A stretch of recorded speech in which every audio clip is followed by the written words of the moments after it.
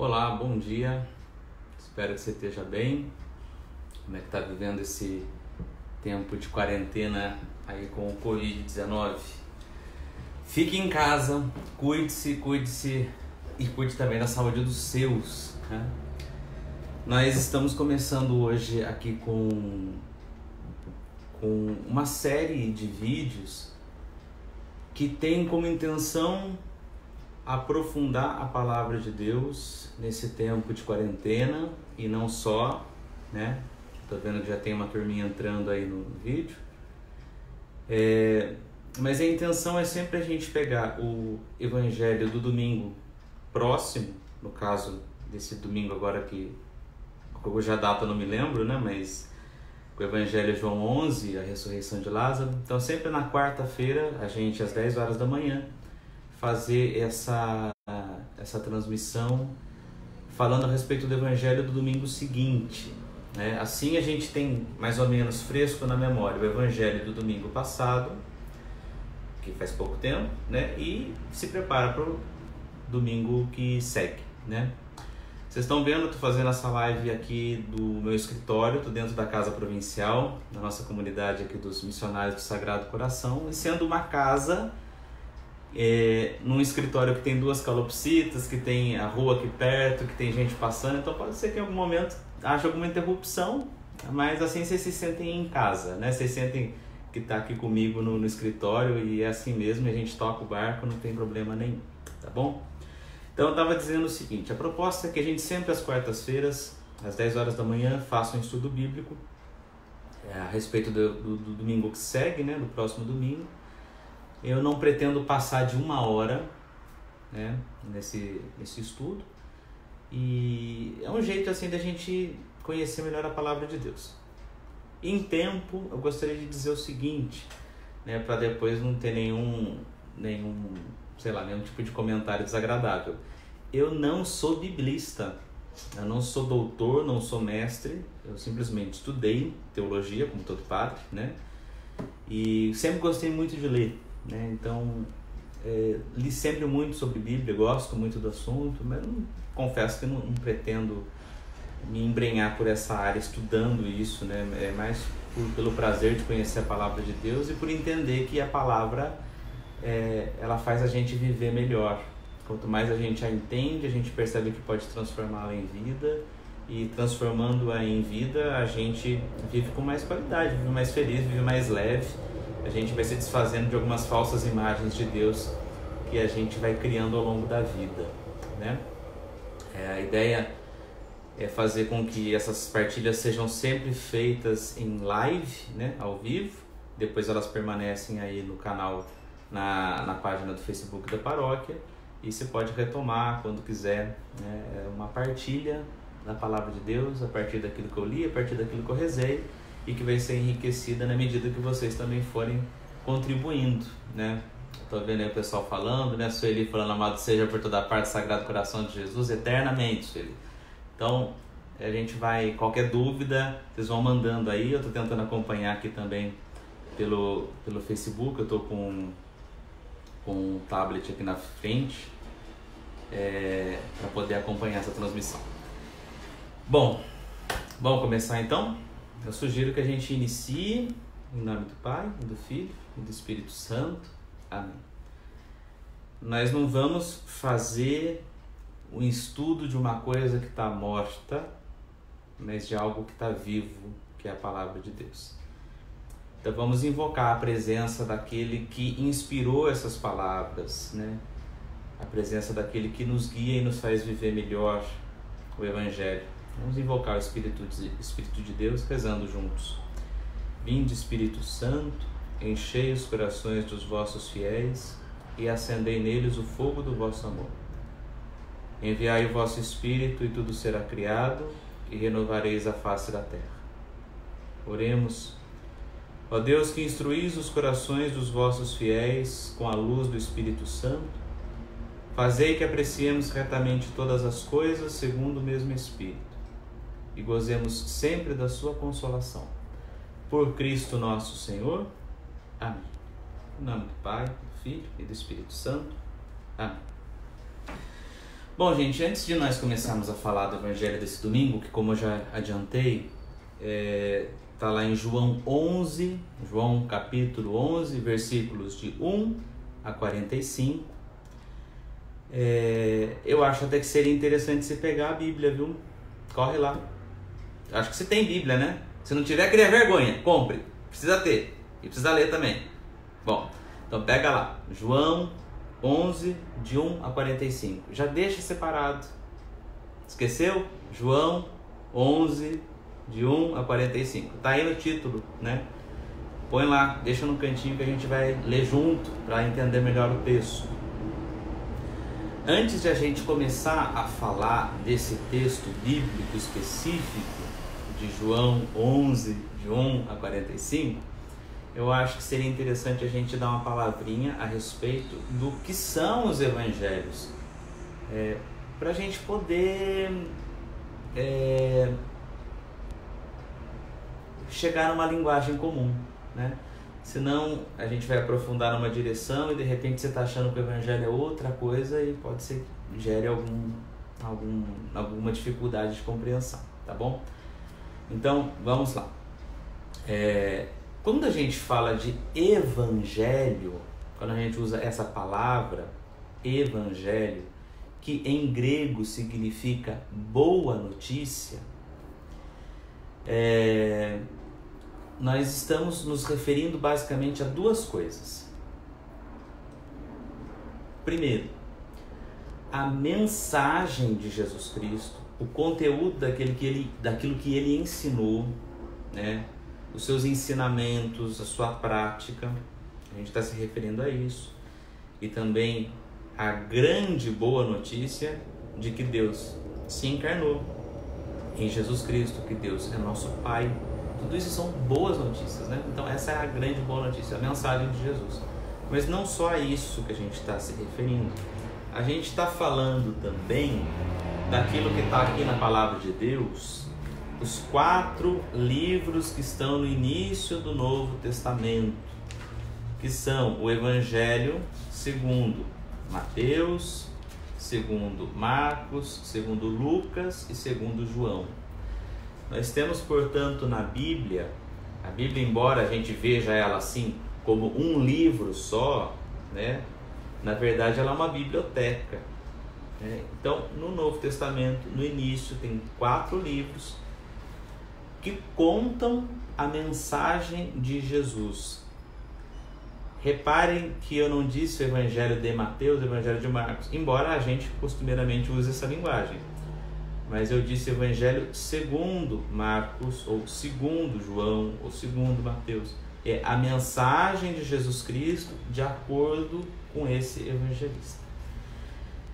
A gente poderia entrar a falar de cada um deles indefinidamente, mas isso a gente vai deixar em uma outra ocasião. Eu gostaria só de destacar algumas ideias que eu acho que são fundamentais para a gente poder entender melhor esses livros, né, que são os evangelhos. Todos os 4 evangelhos que temos na Bíblia, eles contam a vida de Jesus e, ao contar a vida de Jesus, transmitem o seu ensinamento. Os 3 primeiros evangelhos, Mateus, Marcos e Lucas, eles são muito parecidos. Eles contam a história mais ou menos da mesma forma. Então, o que tem nesses 3 evangelhos?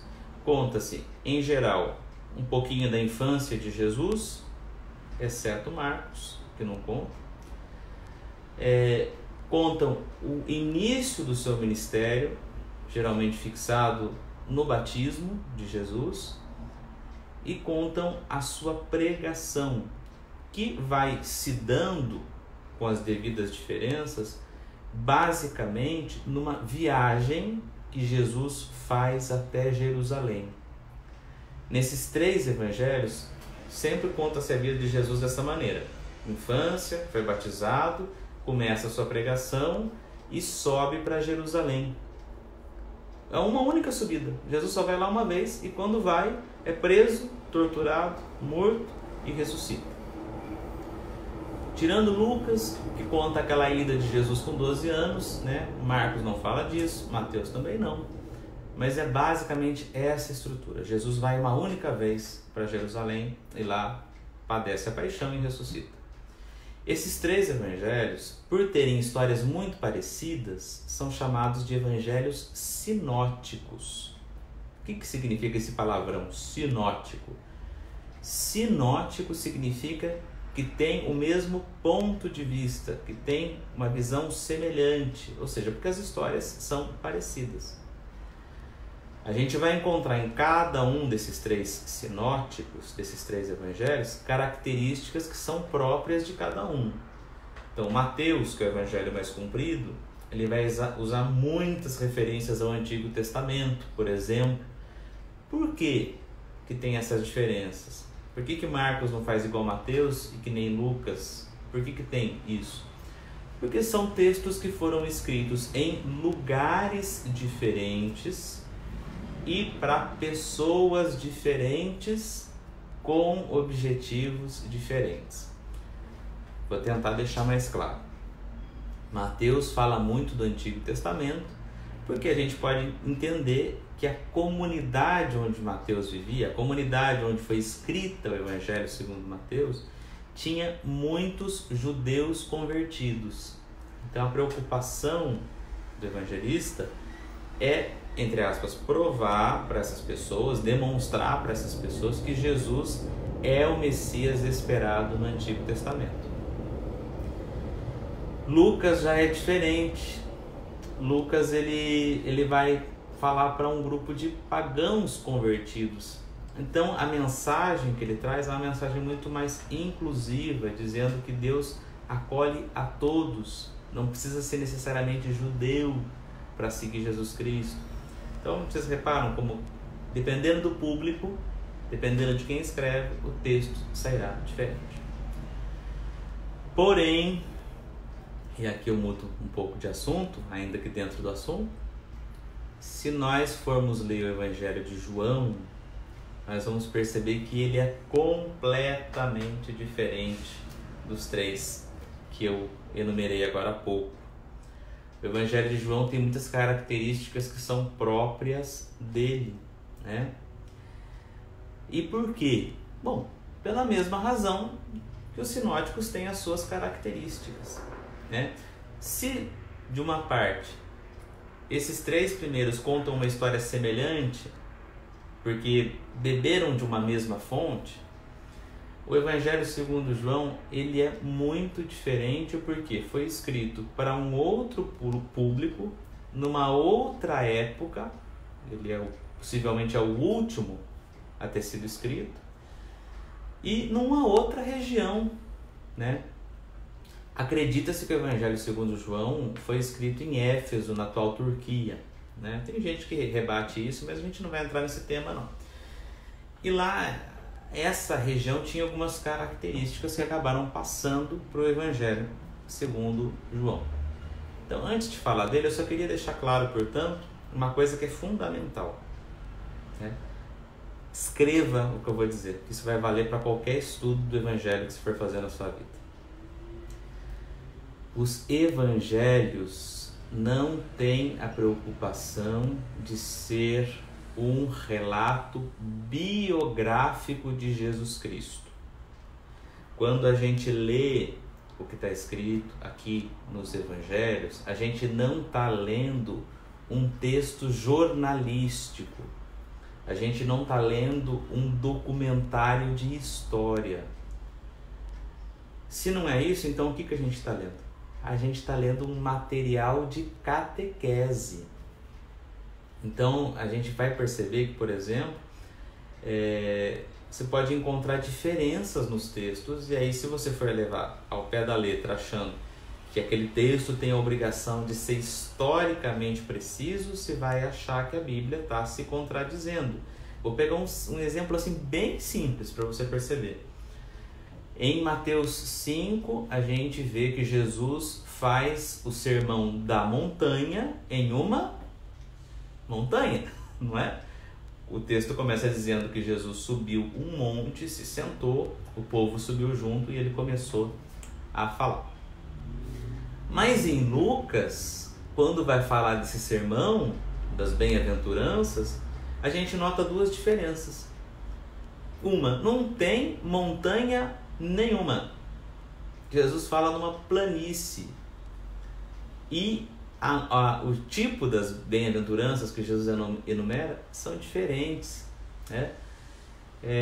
Então, peraí, se contradisse? Não, é porque você está querendo transmitir uma mensagem catequética. Para os judeus, subir numa montanha evocava na cabeça deles imediatamente a figura de Moisés subindo no Monte Sinai, onde ele recebeu as tábuas da lei. Então Jesus Cristo ali no Evangelho de Mateus está sendo um novo Moisés que está dando uma nova lei, por assim dizer. Lucas já fala da planície, porque é um lugar aberto, a gente está falando para pagãos, então qualquer um pode chegar, né? Percebe? Vai muito de acordo com aquilo que o evangelista queria dizer, a mensagem que ele queria transmitir e para quem ele estava falando. Então, essa baita introdução toda para dizer o seguinte: João escrevia para uma comunidade que já conhecia os fundamentos da fé. Não era como a comunidade dos 3 primeiros evangelhos, que era anunciar Jesus. Não, eles já conheciam Jesus. Tem até disputas que dizem que talvez o pessoal da comunidade lá onde foi escrito o Evangelho de João já até tivesse tido contato com algum evangelho. Então eles já conheciam Jesus, já tinham o básico da fé. O Evangelho de João foi escrito então para aprofundar a fé, para explicar melhor alguns aspectos da fé em Jesus Cristo. Então, basicamente, algumas características do Evangelho segundo São João. Primeiro, não foi um evangelho escrito para quem ia ainda conhecer Jesus. Não era para iniciantes, era para quem já estava numa caminhada de fé. Segunda coisa, por ser escrito naquela região e naquele tempo, ele tem características que são muito próprias. Por exemplo, o Evangelho de João, eu acredito que de todos os evangelhos, ele é o mais teatral. É o que melhor dá para encenar as coisas. Pega, por exemplo, a passagem da Samaritana, que faz pouco tempo que a gente ouviu na liturgia. Ou do cego de nascença, que foi domingo passado. Ou até esse texto do domingo que vem agora, que é o da ressurreição de Lázaro. Qualquer grupo de catequese pode fazer a encenação daquilo, já como os outros não é tão fácil. Às vezes contam-se alguns fatos da vida de Jesus nos outros evangelhos assim meio rapidamente. Não, João dá detalhes. João cria o ambiente, ele fala que horas que era, como é que estava o sol, como é que estava tal coisa, quem que chegou, quem que não estava, quem falou o quê. Um teatro, né? De fato, naquela região, na Turquia, em Éfeso, por influência da cultura grega, os gregos foram os inventores, por assim dizer, do teatro. Então as pessoas tinham muito acesso a esse tipo de texto, vamos dizer. Há 2 anos atrás, por estar trabalhando em Roma, eu fui a uma cidade chamada Pompeia, que fica no sul da Itália, que foi uma cidade que teve uma erupção de um vulcão. Eu não me lembro exatamente em que ano foi, mas acredito que foi no século I. Pode ser que se eu estiver errado, me corrija aí.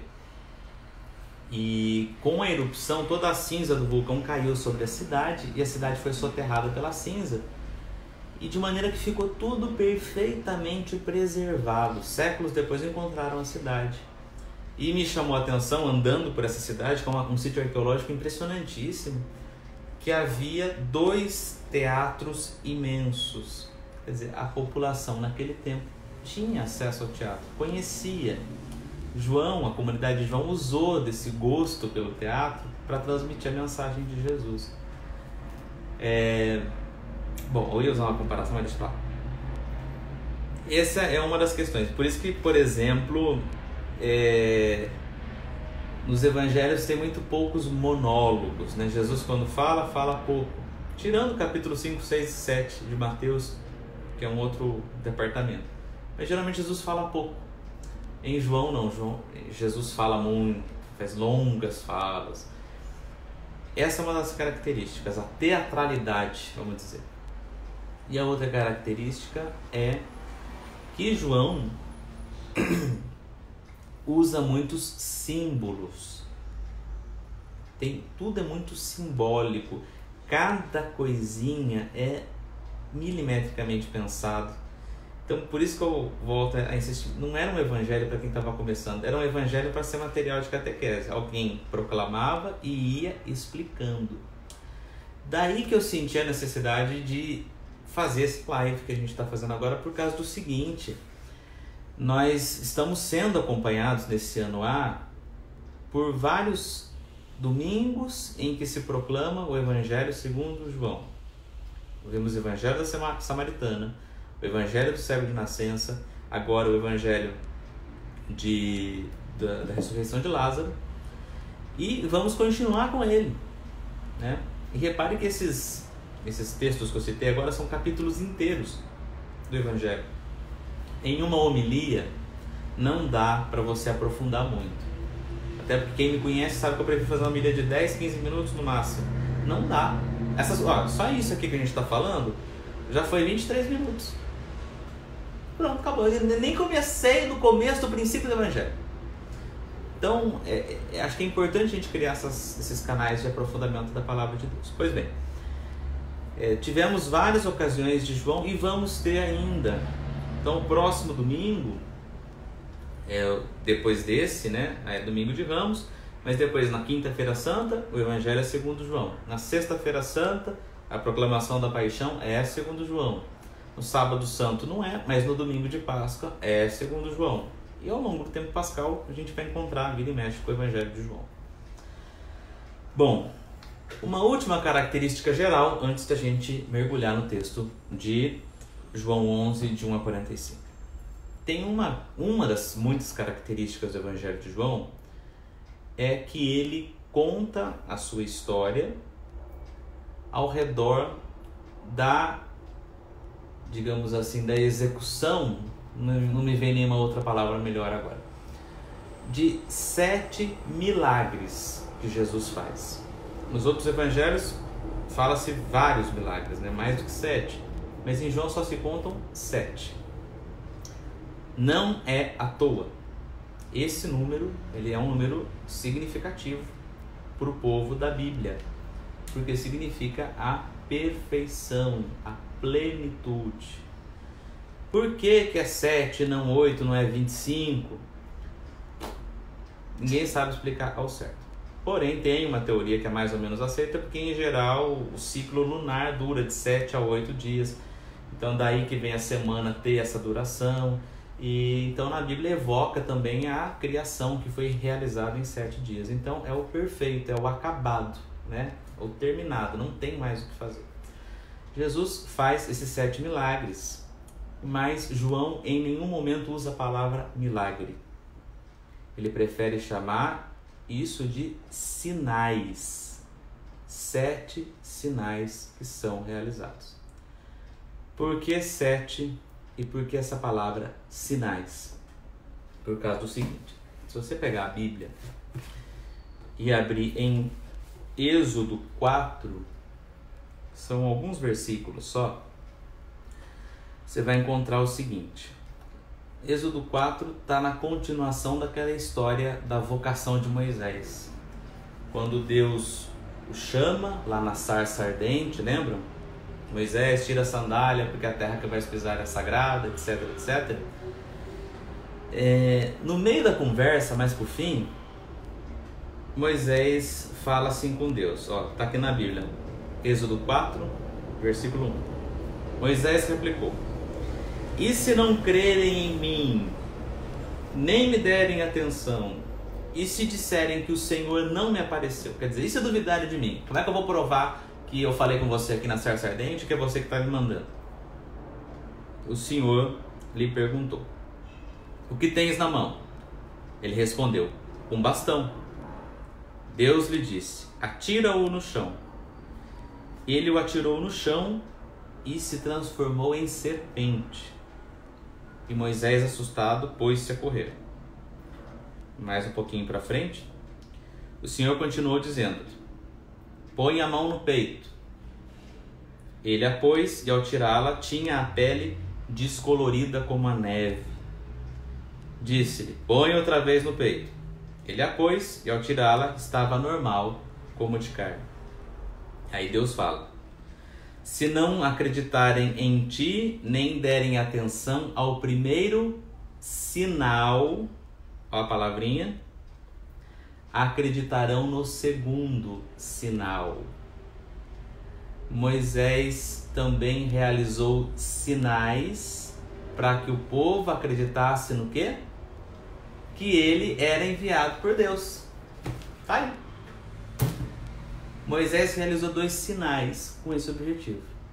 Jesus realiza não 2, não 3, não 4, mas 7 para mostrar o seguinte: foi tudo realizado. Não haverá outro enviado por Deus como Jesus, porque Jesus é Deus encarnado, e tudo que tinha que ser feito foi feito.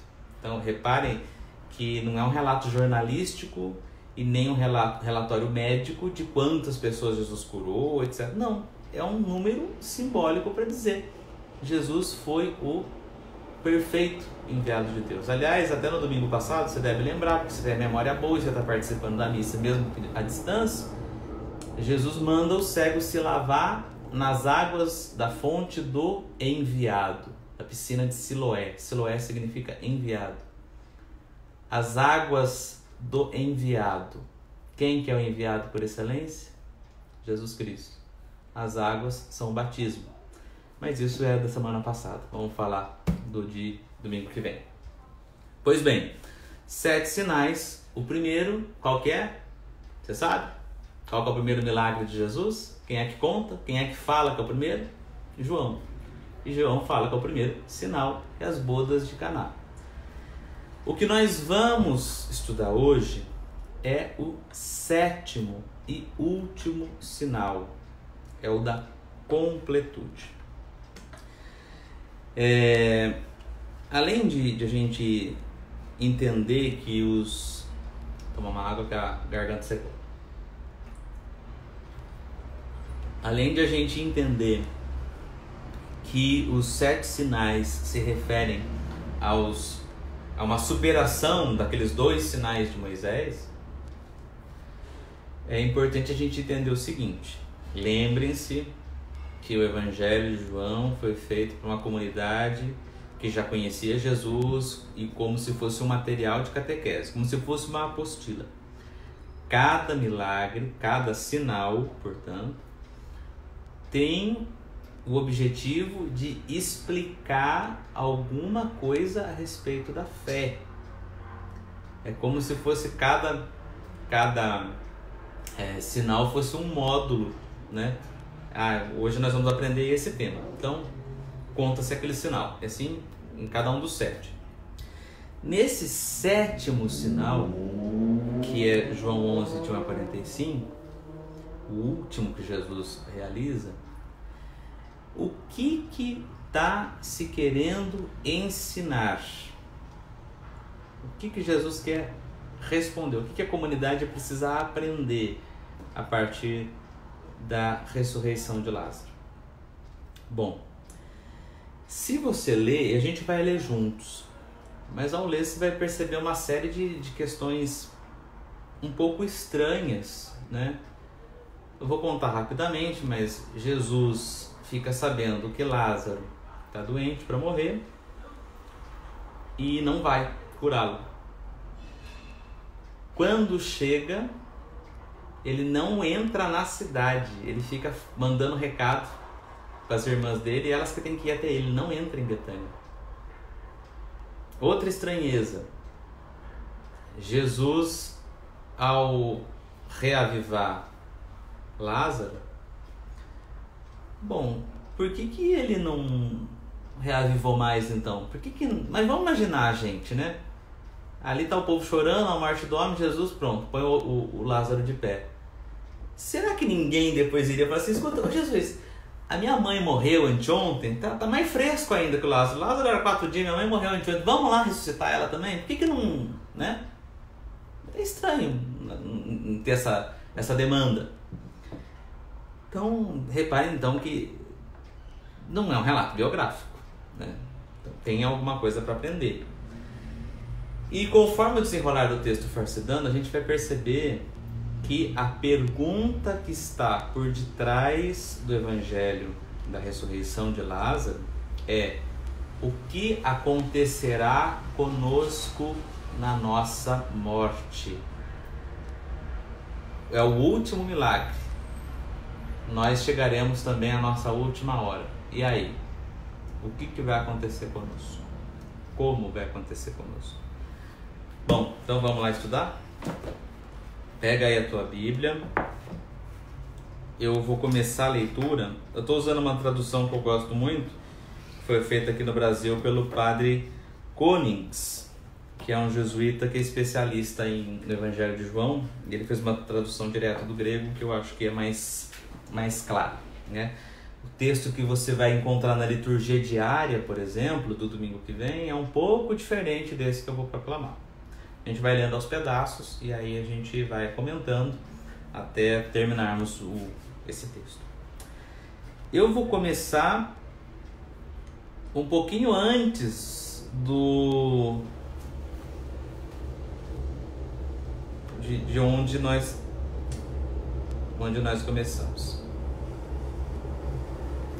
Minha gente, eu acabei de me dar conta que eu falei um trem errado para vocês. O texto é o capítulo 11 inteiro. Eu falei errado, né? Então, se você pegar no último versículo do capítulo 10, que é o versículo 40, é onde eu vou começar, e depois é o capítulo 11. Vamos lá então. Jesus se retirou de novo para o outro lado do Jordão, para o lugar onde antes João esteve batizando. Ele permaneceu lá e muitos foram a ele. Diziam: João não fez nenhum sinal, mas tudo o que ele falou a respeito desse homem é verdade, e muitos ali passaram a crer nele. Entrando agora no capítulo 11 de João. Corrija aí, eu falei errado aquela hora, tá? João 11, 1. Ora, havia alguém que estava doente, Lázaro, de Betânia, do povoado de Marta e de Maria, sua irmã.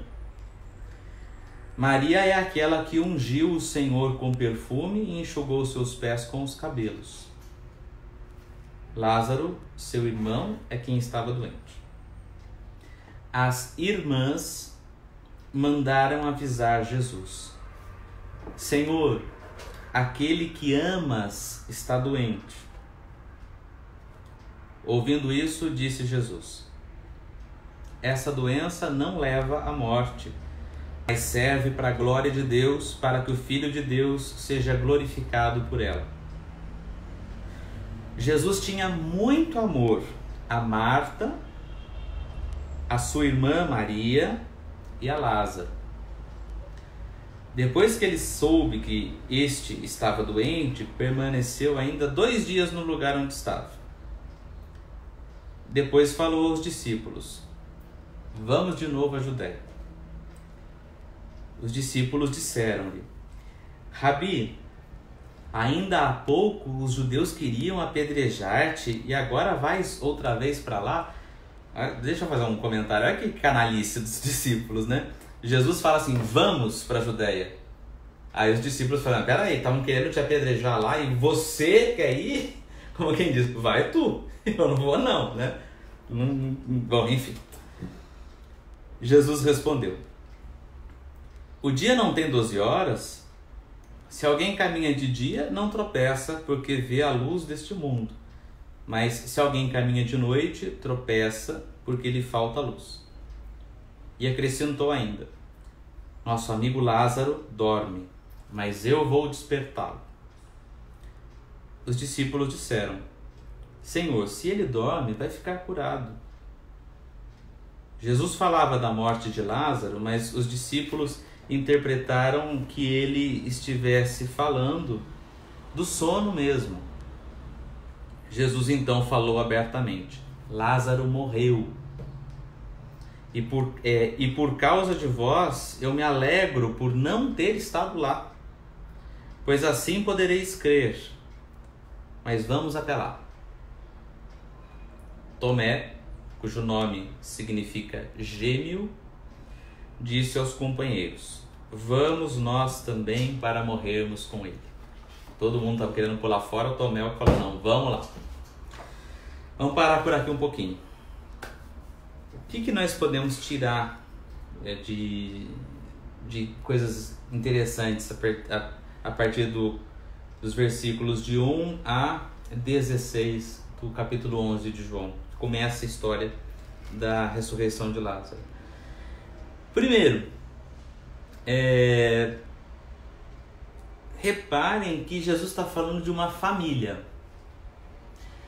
Falou de Marta, de Maria, de Lázaro, e falou que eles eram o quê? Irmãos. Cadê o pai? Cadê a mãe? É tudo sorteiro? Quem é que é marido de quem? Não tem filho? Não tem primo? Jesus está falando de uma comunidade, de uma família que só tem irmão. Não tem pai, não tem ninguém, só tem irmão. Então, por aí a gente já começa a entender de quem que Jesus está falando e para quem que Jesus está falando. Esses três personagens, essas três figuras, Marta, Maria e Lázaro, seguramente existiram historicamente, mas João está usando a figura deles para transmitir uma mensagem. Em outros evangelhos a gente vê serem mencionados esses irmãos, é mencionado esse lugar, mas em nenhum outro evangelho fala-se da ressurreição de Lázaro, só João. Então tem uma página de catequese aí, não é uma página jornalística. É uma família que só tem irmãos. Bom, é a imagem da igreja, né? É a imagem da comunidade dos discípulos de Jesus Cristo. Bom, tá aí a primeira coisa. Uma família que só tem irmãos, mas não são quaisquer irmãos. Reparem que quando o evangelista vai falar da relação de Jesus com esses irmãos, olha, primeiro as irmãs mandaram avisar Jesus o seguinte: Senhor, aquele que amas está doente. Primeira vez que aparece a palavra amor. Mais para frente o evangelista fala, versículo 5: Jesus tinha muito amor a Marta e a sua irmã Maria e a Lázaro.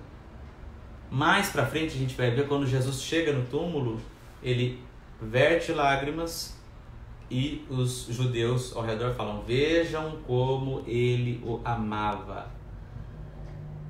É uma comunidade formada só por irmãos e que são profundamente, apaixonadamente amados por Jesus.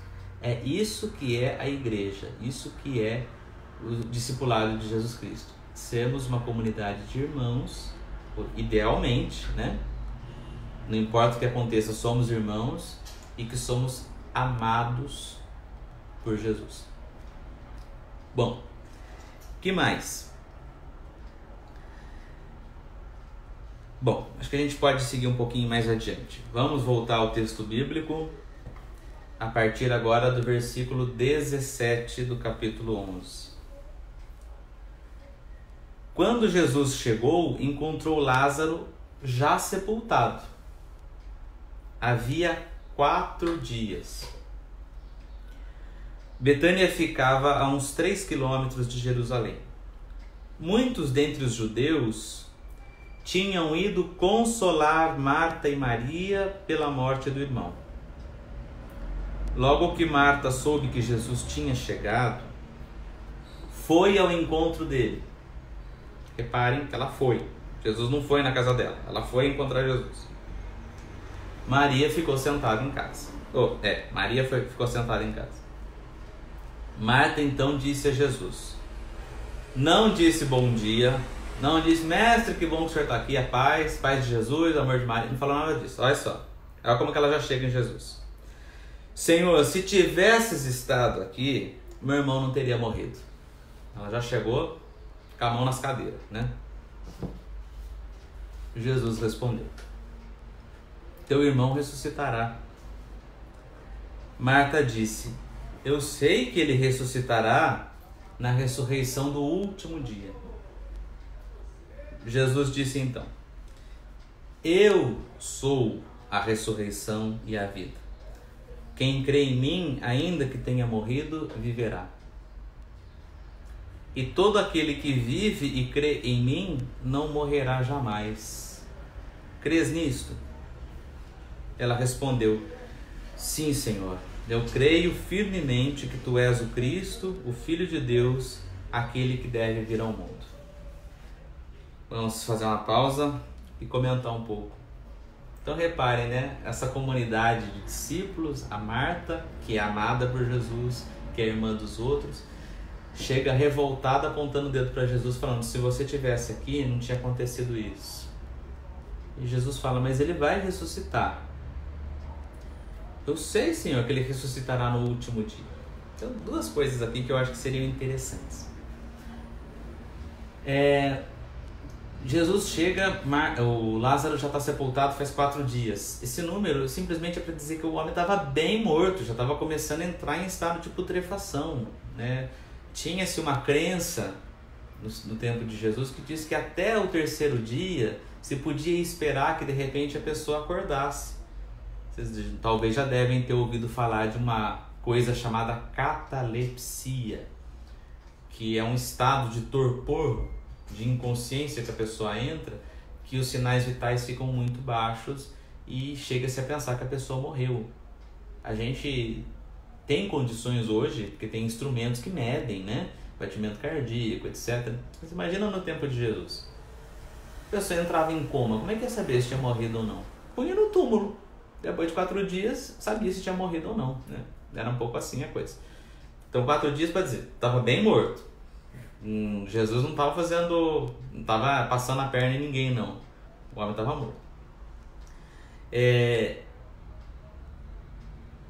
A primeira coisa que chama atenção é o fato de que havia ali muitos judeus que foram consolar a família. Quer dizer, foram chorar o defunto. Foram chorar junto. Então imagina um ambiente, muita gente de luto, muita gente chorando a pessoa de Lázaro. Betânia então vira o lugar da morte, é o lugar da tristeza, é o lugar do choro, climão. Marta sai de lá para se encontrar com Jesus. Quando se encontra, ela diz exatamente aquilo que nós dizemos ao enfrentar a experiência da perda de alguém querido. Lembrem-se, esse texto, esse milagre, quer nos explicar o que acontece conosco na morte e qual deve ser a nossa postura frente à morte. Como Marta, nós às vezes saímos ao encontro de Jesus para apontar o dedo na cara dele e dizer, Senhor, se você tivesse me escutado quando eu estava lá no hospital pedindo ajuda por esse meu ente querido que faleceu, isso não tinha acontecido. Quer dizer, a revolta de Marta é exatamente a revolta nossa de hoje em dia e que também era das comunidades do primeiro século. As pessoas, a morte nunca foi indolor. Só quem já perdeu alguém querido sabe o que eu estou dizendo. É terrível. Né? Não passou a ser terrível agora, de um século para cá, sempre foi na história da humanidade. Né? Sempre houve amor, a gente sempre se apegou às pessoas e sempre houve morte, então sempre houve sofrimento, sempre houve revolta. Então Marta encarna um pouco essa postura que todos nós podemos em algum momento da vida fazer. Pois bem, Jesus fala para ela, mas o teu irmão vai ressuscitar. O que ela responde? Sim, Senhor, ele vai ressuscitar no último dia. Essa resposta dela começa a responder qual é a visão cristã a respeito da morte. Por quê? Marta diz que crê que o irmão dela vai ressuscitar no último dia, no dia do juízo final. Até lá, o que ele vai ficar fazendo? Nada. Vai ficar deitado, descansando. Era a crença judaica no tempo de Jesus Cristo de que quando as pessoas morrem, elas vão para o lugar dos mortos, o Sheol. Essa é a palavra que se usa às vezes na Bíblia. E o que essa pessoa fica fazendo lá? Nada, esperando a hora que Deus resolver fazer o juízo final. E aí sim vai ressuscitar. E é interessante que mesmo havendo esse texto no Evangelho tão claro,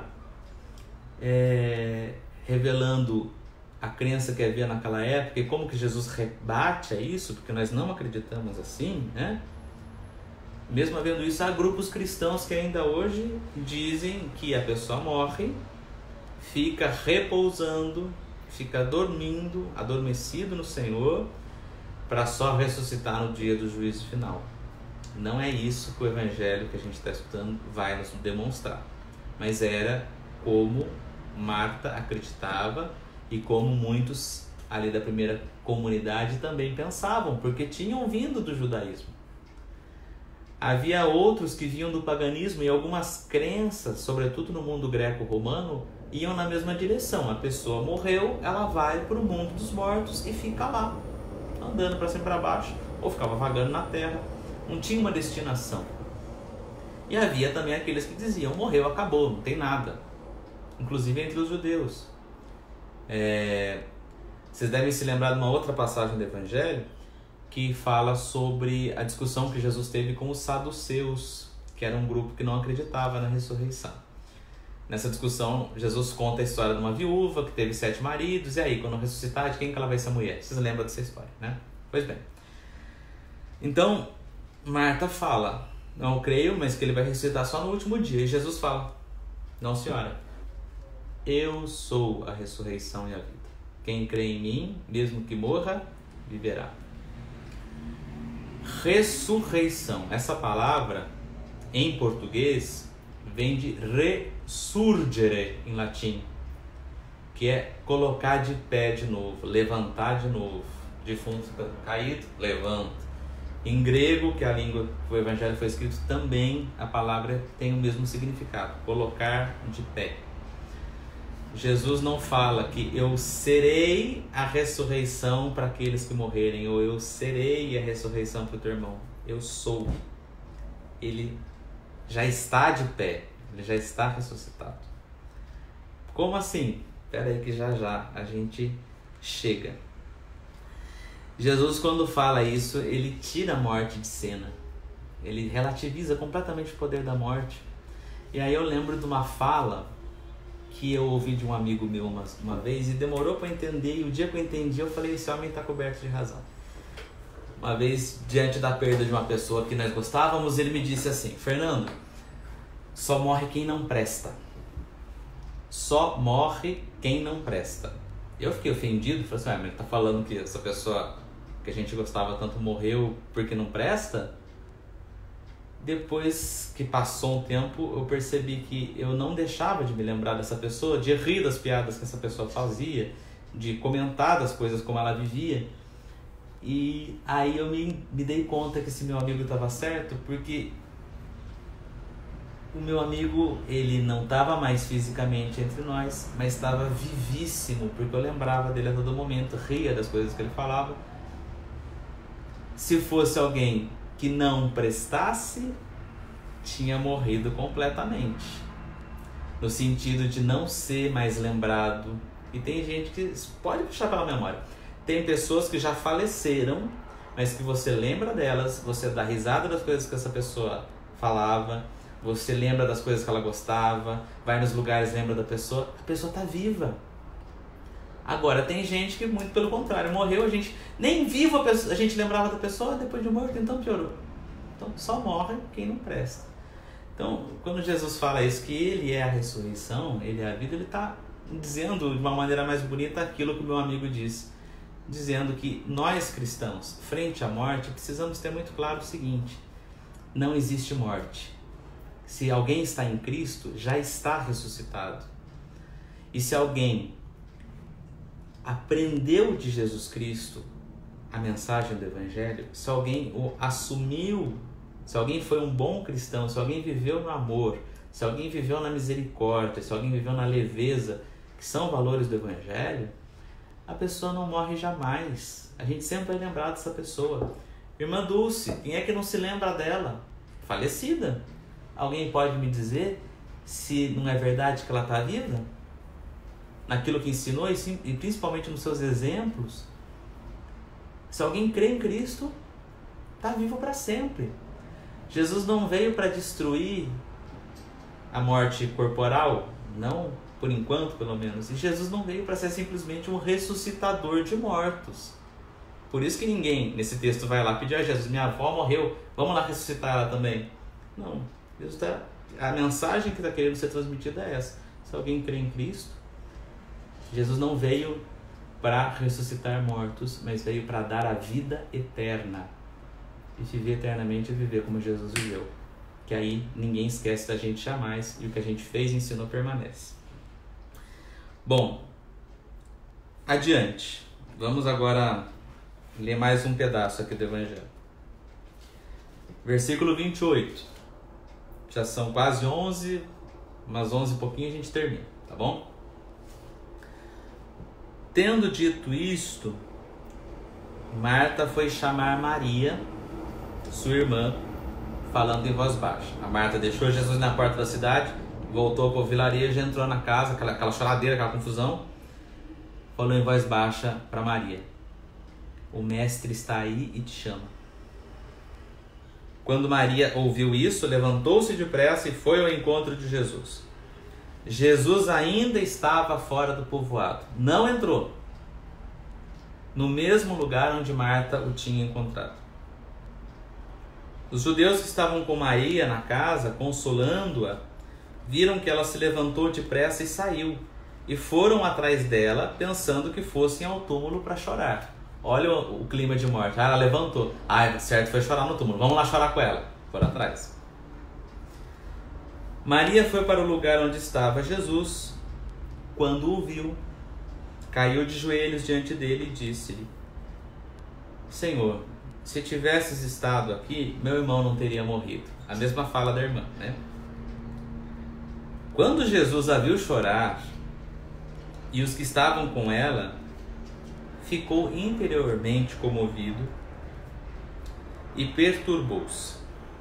Ele perguntou, atenção a essa pergunta de Jesus: onde o pusestes? Responderam: vem ver, Senhor. Jesus verteu lágrimas. Os judeus disseram: vede como ele o amava. Alguns deles, porém, diziam: este que abriu os olhos ao cego não podia ter feito com que Lázaro não morresse? Bom, Jesus se encontra agora com a outra irmã, com Maria. Pois bem, Jesus não entra na cidade, ele fica o tempo todo fora. Por quê?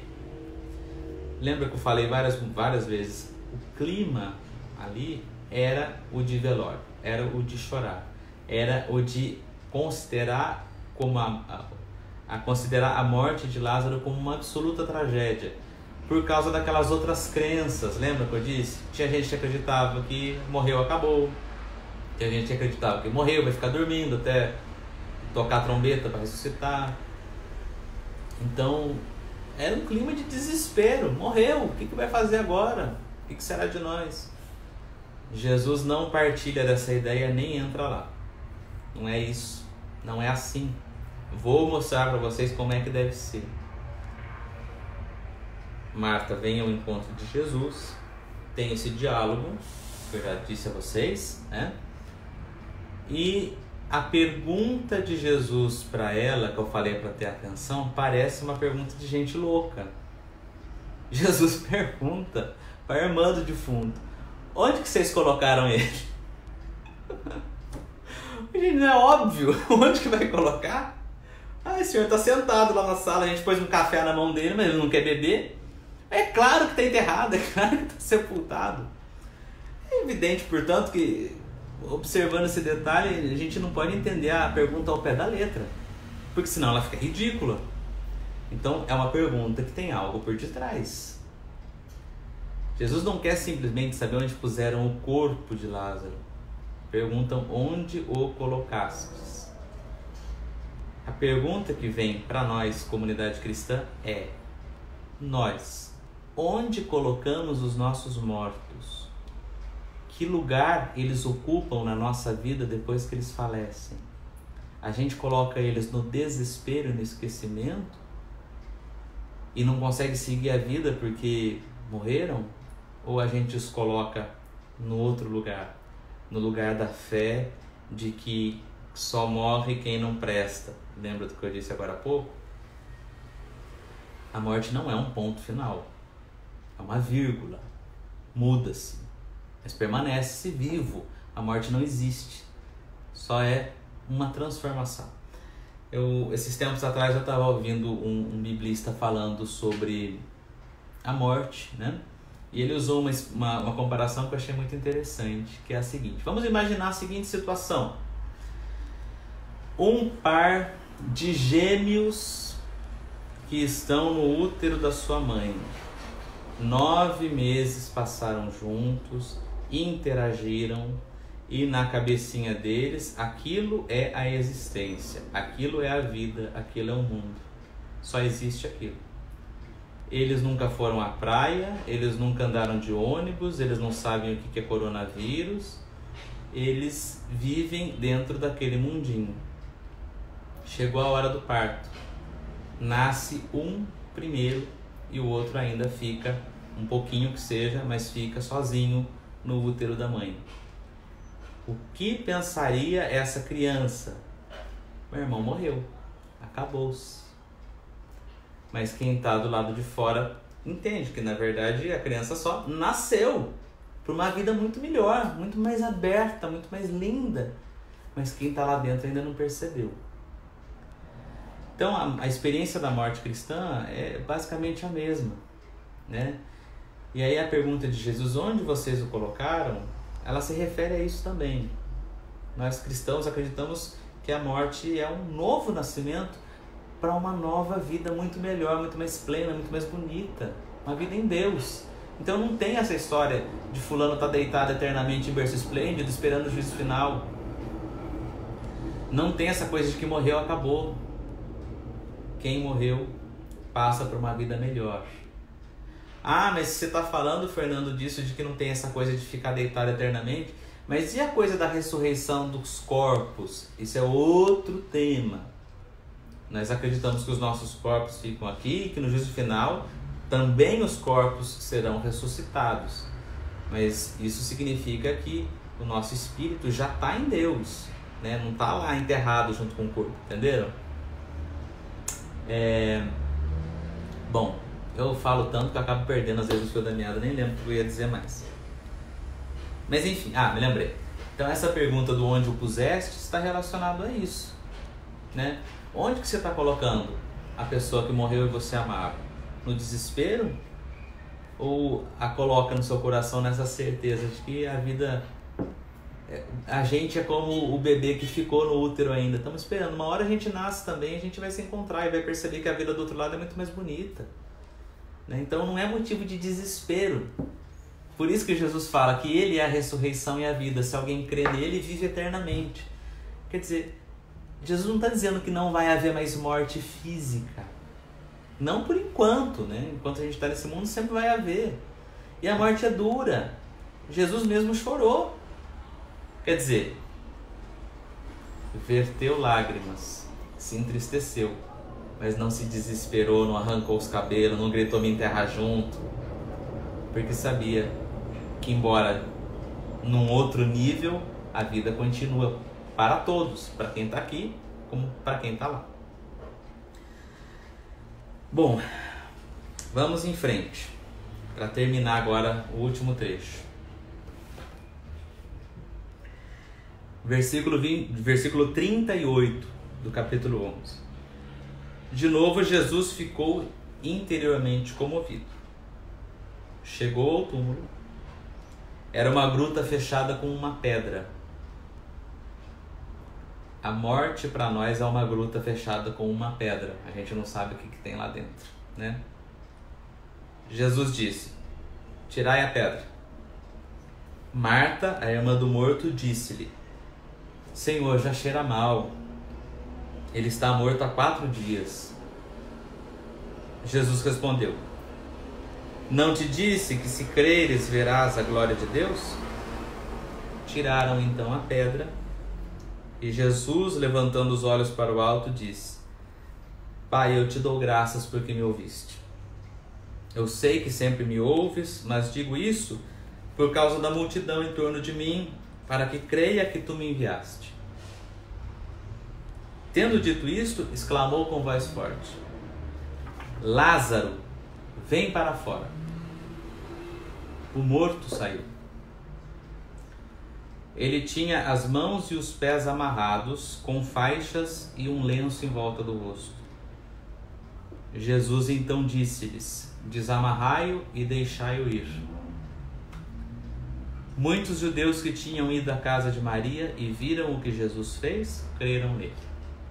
Aqui termina o evangelho desse domingo. Então, esse último trecho, algumas coisas interessantes. Jesus vai ao túmulo, grita: Lázaro, vem para fora. O evangelho não fala, olha que interessante, o evangelho não fala que Lázaro saiu para fora. Diz que o morto saiu amarrado, o que não era costume judeu. Ninguém enterrava ninguém amarrado. Se a gente for ver o relato do sepultamento de Jesus, diz que ele simplesmente estava com um lençol, o sudário e o rosto coberto, mas não estava amarrado. Sai o morto amarrado. Qual que é a ordem de Jesus? Desamarrai-o e deixai-o ir. Deixa o morto ir. Né?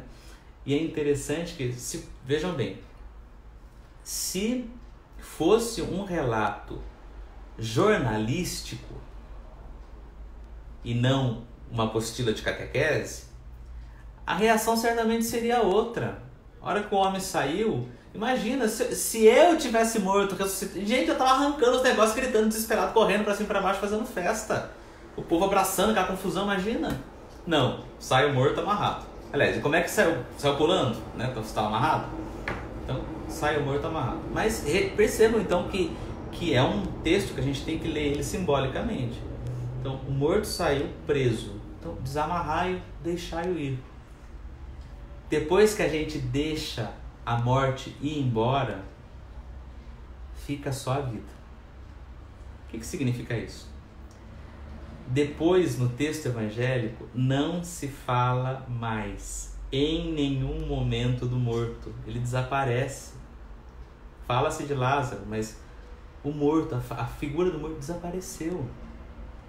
Então, a crença em Jesus Cristo nos ajuda a entender o seguinte: conforme o tempo vai passando, a imagem da morte, o amargor da morte, a gente vai aprendendo a libertar isso e deixar isso passar. Essa tristeza, essa agrura, essa escuridão, elas desaparecem e fica o vivo, fica o Lázaro, não o morto. Então a gente lembra dessas pessoas, como eu disse, né, que já partiram, mas lembram com alegria, com riso, com sorriso, né? A Margarida está dizendo aqui, se visse o Lázaro, o morto saindo, sairia correndo. Pois é. Então, não dá pra gente entender a coisa ao pé da letra, né? Então, deixar o morto ir. E entender que a vida, para quem crê no Cristo, como diz o prefácio da missa dos finados, né? Para quem crê no Cristo, a vida não é tirada, mas transformada. Bom, é isso, né, gente?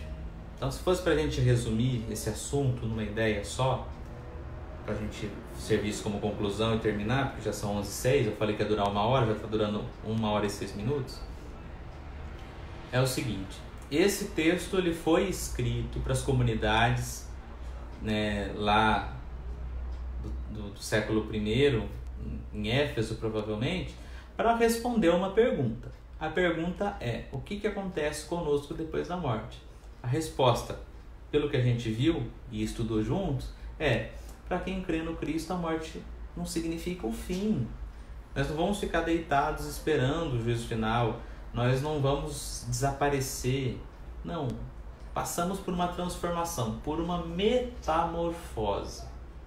Lembra da coisa lá dos gêmeos que eu contei? É um novo nascimento. Então, nada de desespero. Jesus não entra em Betânia porque Betânia era o lugar do desespero. Ele chama o povo que estava no desespero para encontrar com ele. Sai do chororô. Dói a morte? Dói. Horrivelmente. Mas a morte não é o fim.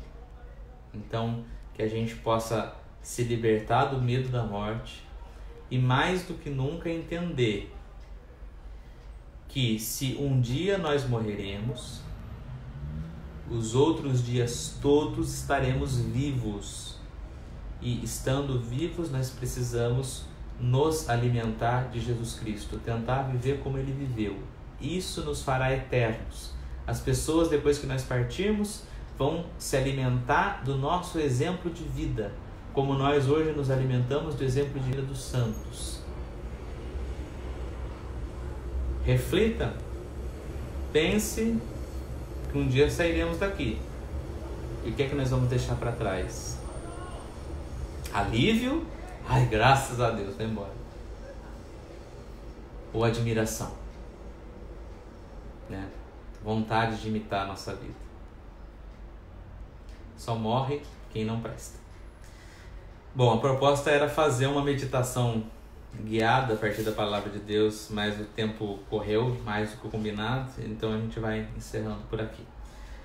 Então vamos terminar esse momento de partilha, de formação da palavra de Deus, pedindo a Maria, que mais do que ninguém é a mulher da palavra, que nos ajude a nos tornarmos eternos, né?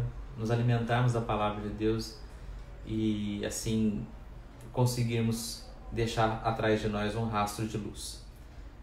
Ave Maria, cheia de graça, o Senhor é convosco. Bendita sois vós entre as mulheres, e bendito é o fruto do vosso ventre, Jesus. Santa Maria, Mãe de Deus, rogai por nós, pecadores, agora e na hora de nossa morte. Amém. Nossa Senhora do Sagrado Coração, rogai por nós. Então, é isso. Não deixe de participar da missa. Às 18 horas, transmitiremos aqui através do Facebook da paróquia. Um beijo e um queijo. Se cuidem, tá? Tchau!